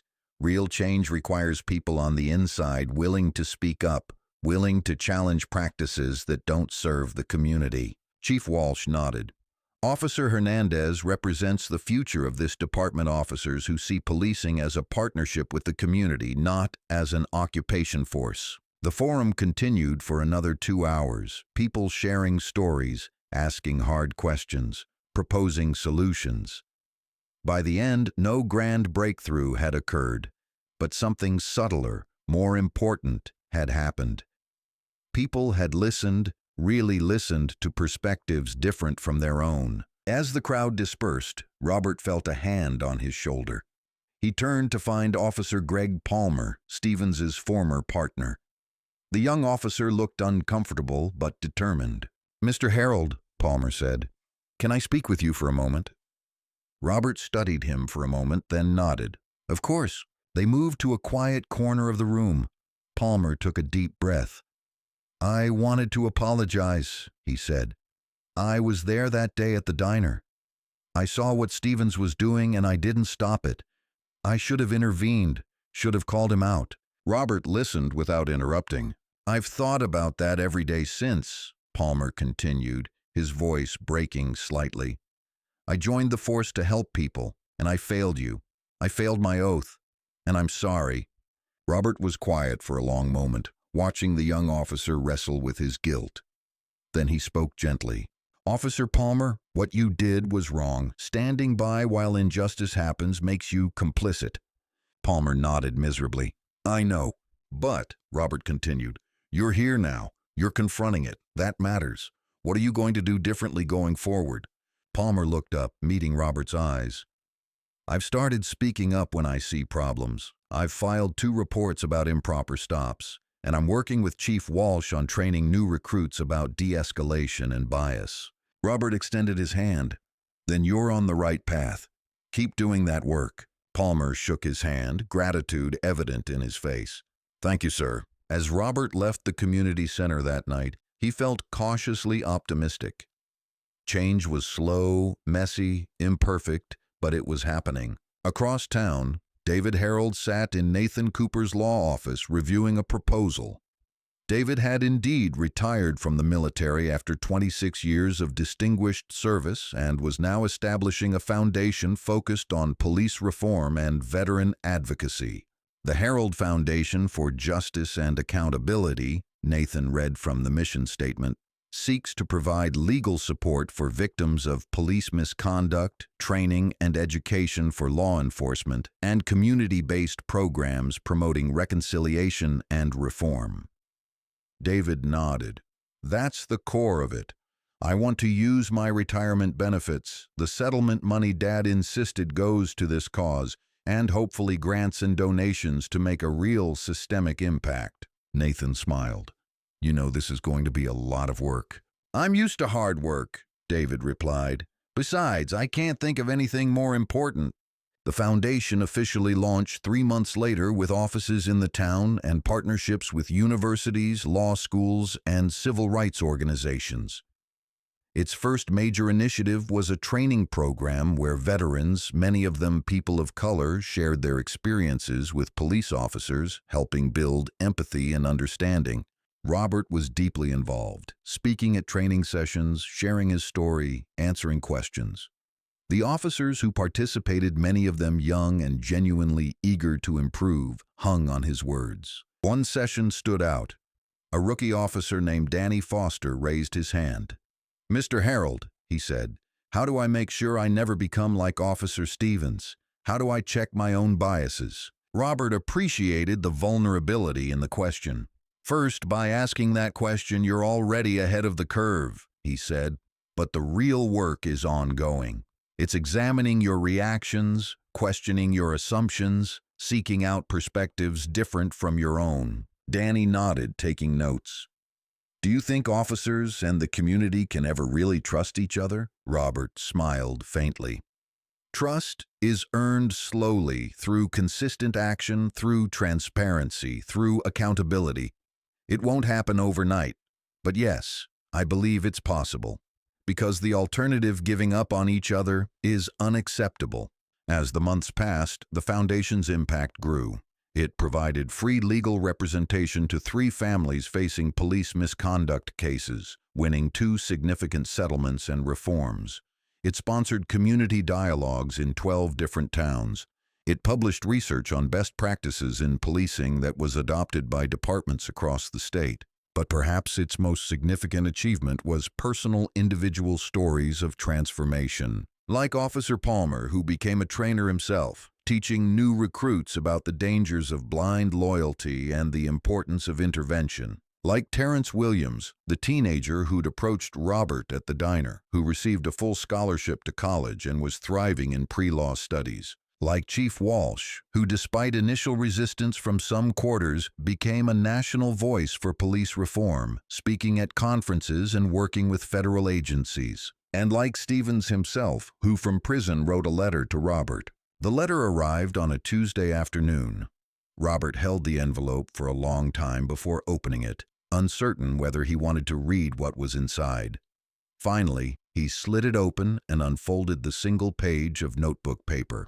"Dear Mr. Harold," the letter began, "I don't expect you to read this, and I certainly don't expect forgiveness, but I needed to try to say something I've been avoiding. I'm sorry in adequate words for what I did to you, but they're true. I was wrong in every possible way. Wrong in how I approached you, wrong in what I said, wrong in how I treated you, and wrong in lying about it afterward. I've spent the past year in here thinking about why I did what I did, and the answer isn't comfortable. I was raised with prejudice, absorbed it without questioning it, and then I put on a badge which gave me power to act on those prejudices.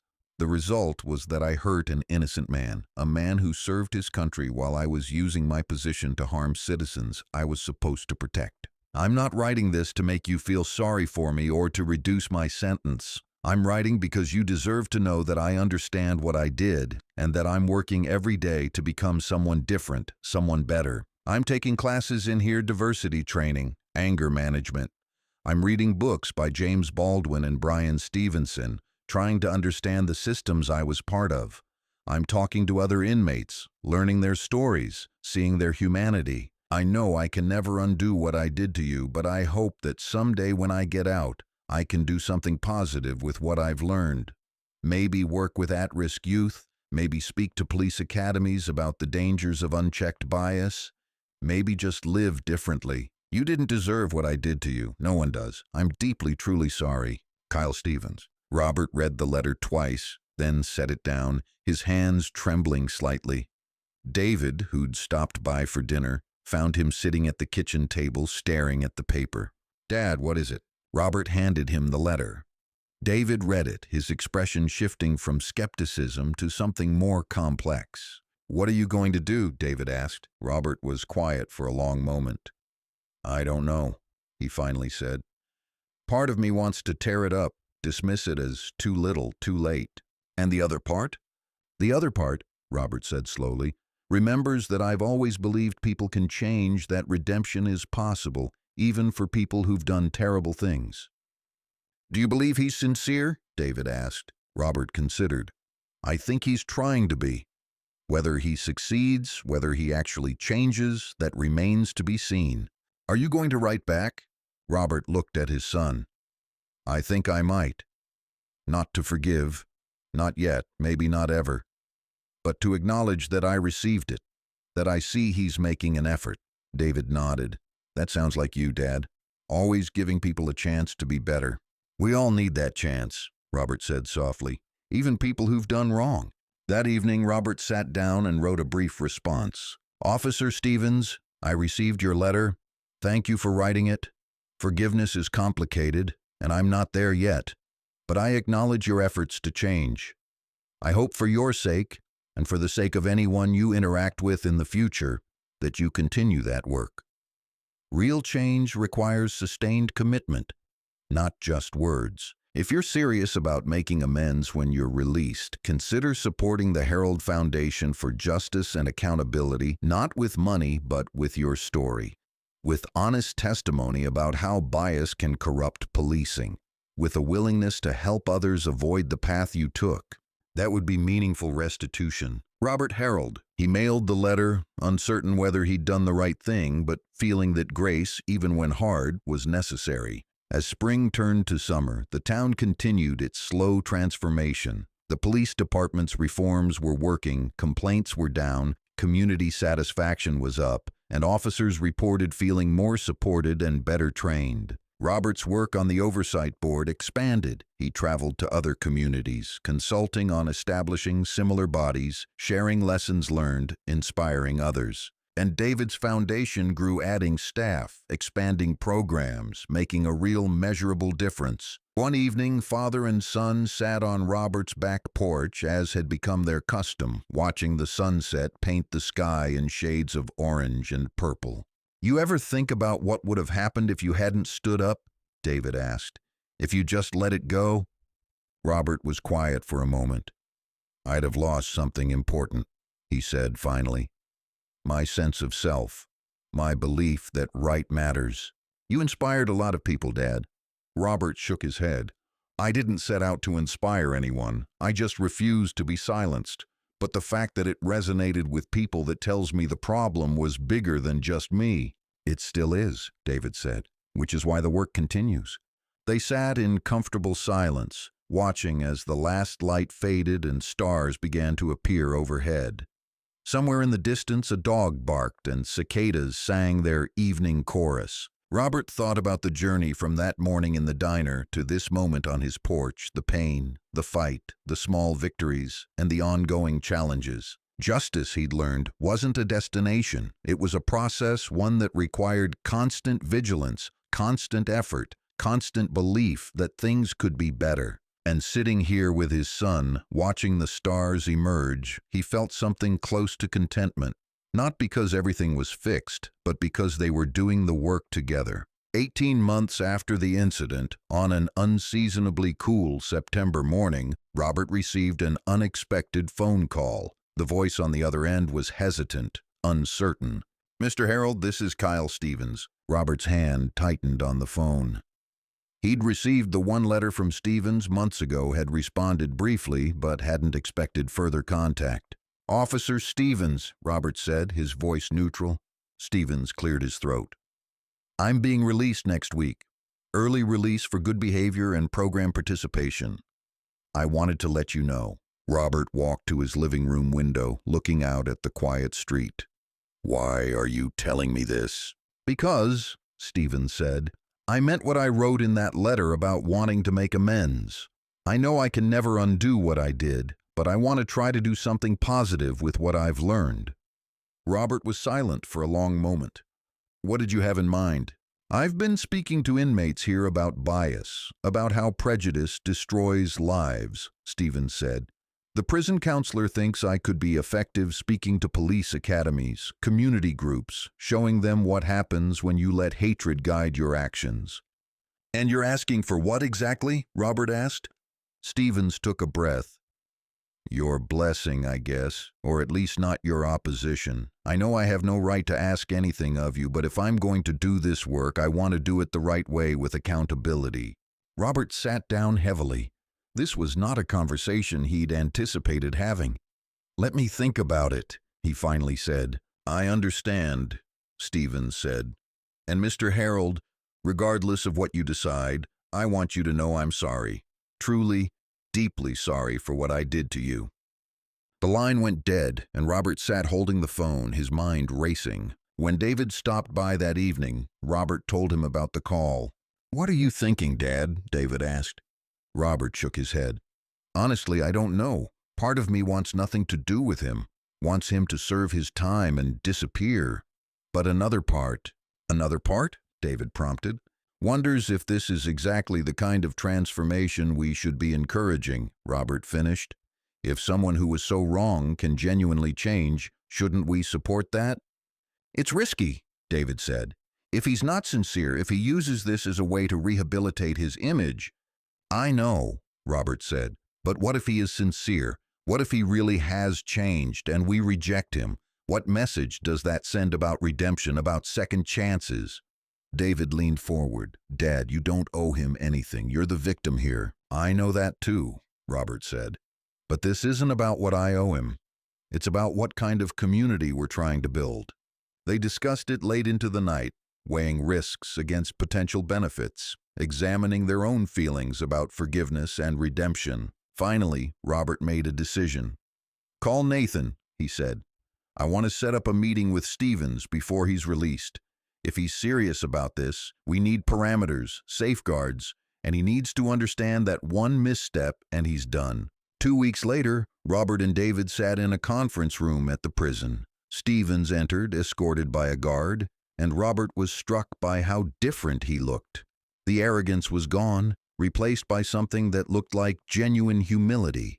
"Mr. Harold," Stevens said, sitting down across from them, "thank you for coming."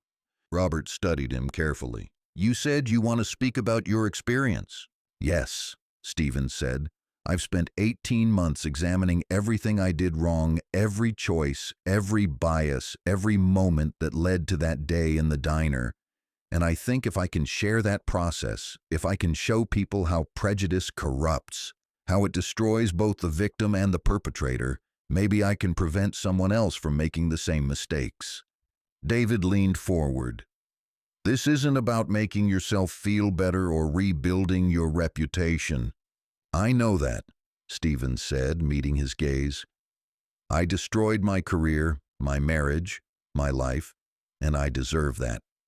What I did was unforgivable, but maybe, just maybe, I can use that experience to help others." Robert spoke, his voice measured. "If we agree to this, there will be conditions.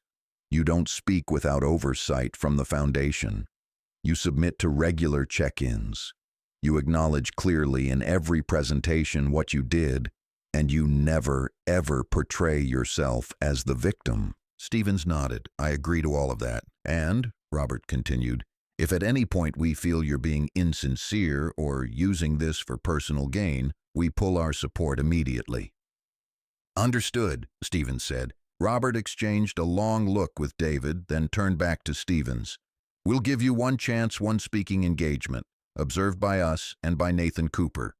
If you prove yourself sincere, we'll consider ongoing involvement." Stevens's eyes filled with tears. "Thank you, Mr. Harold. You won't regret this." "We'll see," Robert said, his tone still cautious. "We'll see." 6 weeks later, a crowd of about 80 people gathered at the community center for a forum titled "From Prejudice to Reform: One Officer's Journey."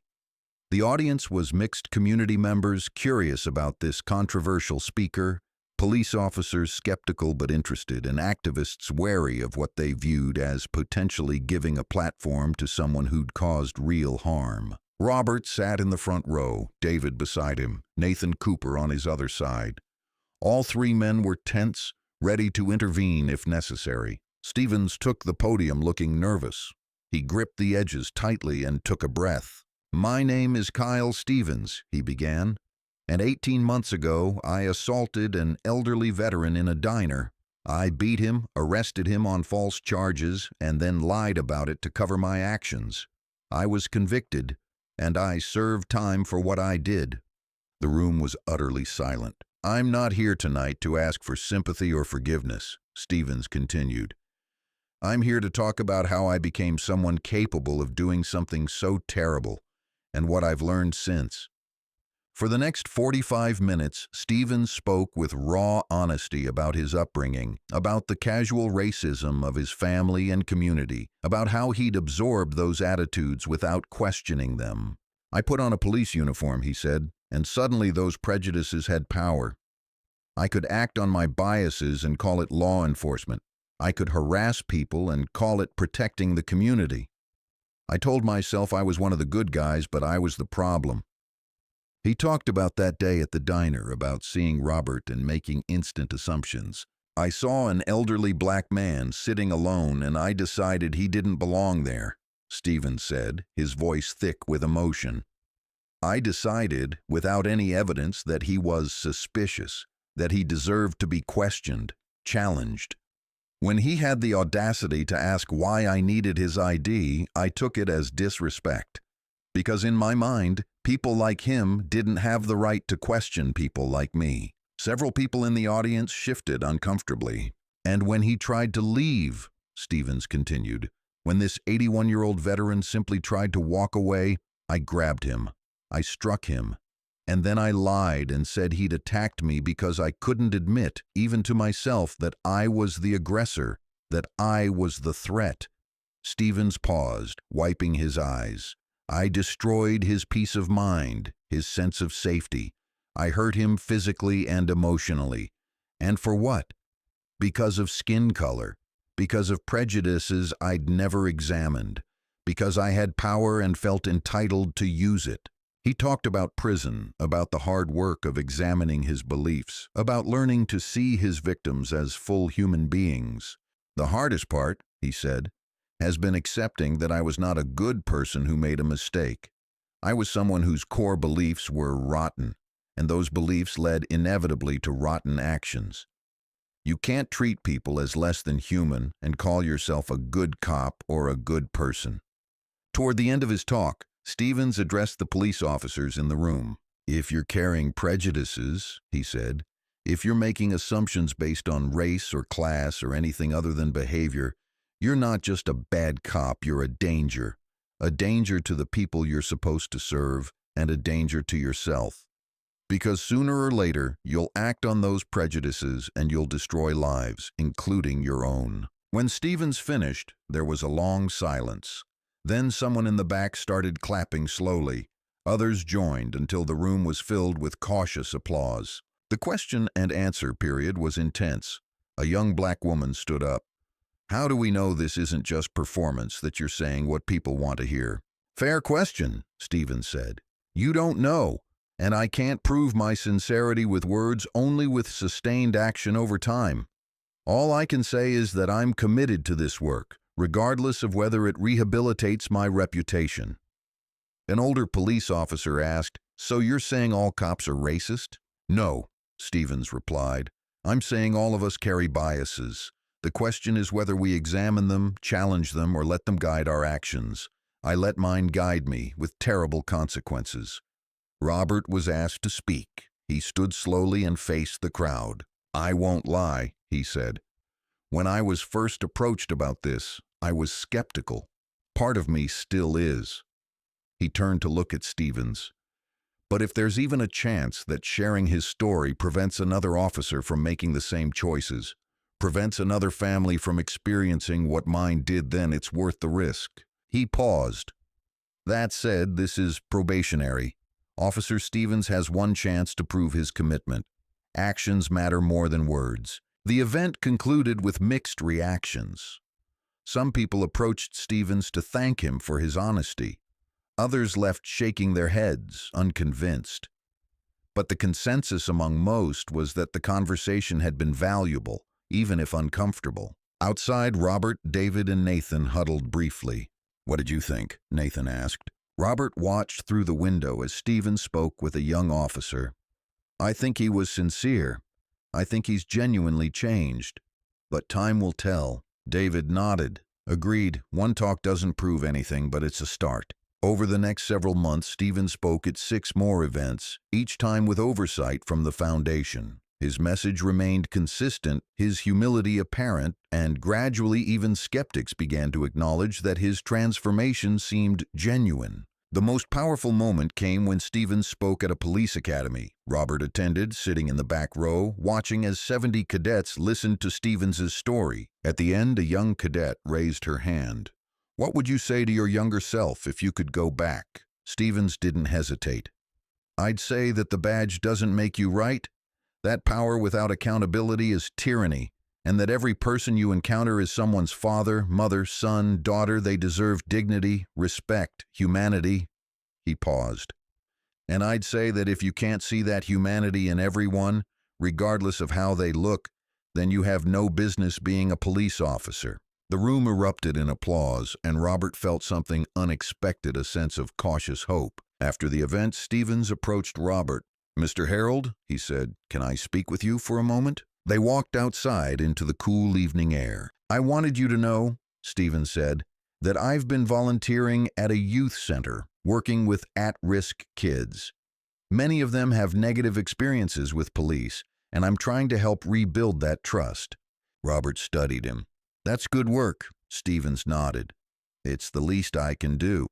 He hesitated, then continued. Mr. Harold, I know I can never make this right, can never undo what I did to you, but I want you to know that every day I wake up determined to be better, to do better. Robert was quiet for a long moment. Then he extended his hand. Keep doing the work, Officer Stevens. That's all any of us can do. Stevens shook his hand, gratitude evident in his face. As Robert walked back to his car where David was waiting, his son asked, "How are you feeling about all this, Dad?" Robert considered the question. "I feel like maybe redemption is real," he said finally. "Maybe people really can change. And if that's true, if someone like Stevens can genuinely transform, then there's hope for all of us." They drove home through the darkening streets, both men reflecting on the unexpected journey they'd been on from violence and injustice to accountability and perhaps even to reconciliation. It wasn't the ending Robert would have chosen, wasn't the story he'd wanted to live, but it was the reality they'd created together through hard work, difficult conversations, and a willingness to believe in the possibility of change. And that, Robert thought as they pulled into his driveway, that was something worth fighting for. 3 years after the incident at Rosie's Diner, Robert Harold celebrated his 84th birthday, surrounded by family, friends, and a community that had been transformed by his courage to stand up for justice. The celebration was held at the community center, the same space that had hosted so many difficult conversations, uncomfortable forums, and eventually genuine breakthroughs. The walls were decorated with photographs documenting the journey from that terrible day to this moment of celebration. David had organized the event with help from Gloria, Terrence Williams, who was now in his junior year of college, and a core group of community activists. The guest list included an unlikely mix: police officers and community advocates, former skeptics and early supporters, people whose lives had been touched directly by Robert's fight, and others inspired by the broader movement it had sparked. Chief Walsh arrived early, bringing a framed proclamation from the city council declaring it Robert Harold Day. Walsh had aged visibly in 3 years, the stress of reform taking its toll, but his eyes were clear, his purpose evident. "Robert," Chief Walsh said, shaking his hand warmly, "on behalf of the entire police department, I want to thank you for holding us accountable, for demanding better. We're not perfect, we still have work to do, but we're better than we were, and that's because of you." Robert accepted the proclamation, studying the formal language. "We did this together, Chief. The reforms only work because you were willing to implement them." Officer Greg Palmer approached next. He'd been promoted to sergeant and now oversaw training for new recruits. "Mr. Harold," Palmer said, "I wanted you to know that every class of recruits hears your story, learns what happened, and discusses what went wrong and what should have happened differently. You're literally changing how the next generation of officers thinks about policing." "That means more than you know, Sergeant," Robert said. Gloria arrived carrying a covered dish. "Bobby Harold," she said, using the nickname she'd given him 3 years ago. "I made your favorite sweet potato pie." Robert hugged her. "Gloria, you've been there from the beginning. Your testimony, your support, it mattered." "We take care of our own," she said firmly, "and your family." Terrence Williams approached nervously, carrying a wrapped package. "Mr. Harold," he said, "I wanted to give you this." Robert opened it to find a framed copy of Terrence's acceptance letter to law school. "I got into Georgetown," he said excitedly. "Full scholarship thanks to the Foundation's recommendation." Robert felt tears prick his eyes. "Terrence, this is wonderful. I'm so proud of you." "You changed my life, Mr. Harold," Terrence said, his voice breaking. "You showed me that one person standing up can make a difference, and now I get to spend my life doing that same work." Nathan Cooper arrived with his wife and young daughter. The law practice had grown substantially in 3 years, the Harold Foundation keeping them busy with cases and advocacy work. "Robert," Nathan said, embracing him, "we did it. We really did it." "We're doing it," Nathan corrected. "It's ongoing work, but yes, we've accomplished something significant." The surprise of the evening came when Kyle Stevens arrived. Robert had known he was invited, but hadn't been certain he'd come. Stevens approached cautiously, aware that his presence might be uncomfortable for some. "Mr. Harold," Stevens said, "I wanted to thank you for giving me a chance to make amends. I've been working with youth groups for 2 years now, and I think I'm finally doing something worthwhile."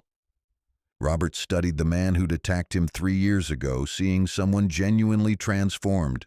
"Keep doing that work, Kyle.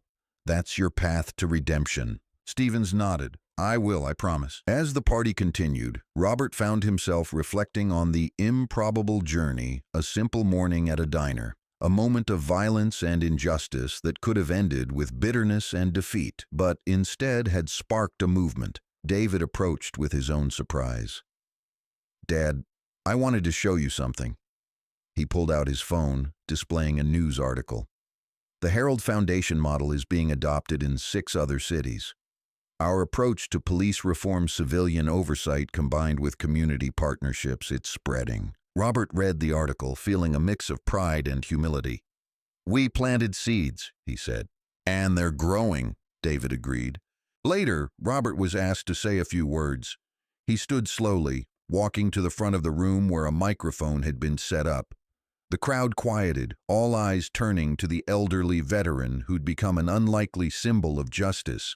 "3 years ago," Robert began, his voice steady, "I walked into a diner for coffee and walked out a different person. What happened to me that day was wrong, unjust, and it could have broken me." He paused, looking around the room at the diverse faces watching him. "But I had something many victims of injustice don't have. I had a son who fought for me. I had witnesses who spoke up. I had a community that eventually decided enough was enough. And I had the resources and support to fight back." His voice grew stronger. "Not everyone has those advantages, and that's why the work continues.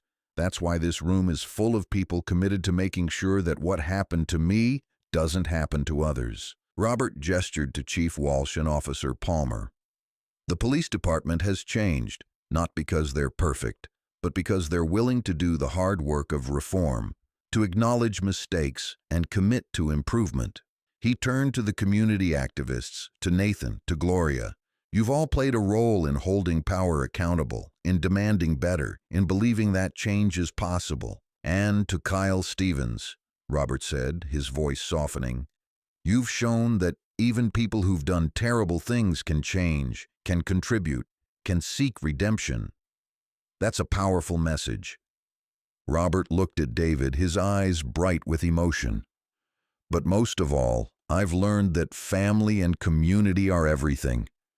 When we stand together, when we refuse to accept injustice, when we do the hard work of building something better, we can create real, lasting change." The room erupted in applause, and Robert returned to his seat, feeling the weight of 3 years lifting slightly. As the evening wound down, people began to leave, each stopping to thank Robert, to share how his story had impacted them. A young black teenager told him she wasn't afraid of police anymore because of the reforms. An older white man admitted he'd been skeptical but now believed change was possible. A police officer thanked him for making the job better, clearer, more aligned with true public service. Finally, only the closest circle remained: Robert and David, Nathan and his family, Gloria, Kyle Stevens, and a handful of others who'd been there from the beginning. They sat in a circle, sharing memories, laughing about the absurdity of some moments, crying about the difficulty of others. Gloria raised her glass. "I want to propose a toast to Bobby Harold, a man who could have given up, could have let bitterness consume him, but instead chose to fight, not just for himself, but for all of us." Glasses clinked, and Robert felt a profound sense of gratitude, not for what had happened to him, but for what had come from it. Chief Walsh spoke next.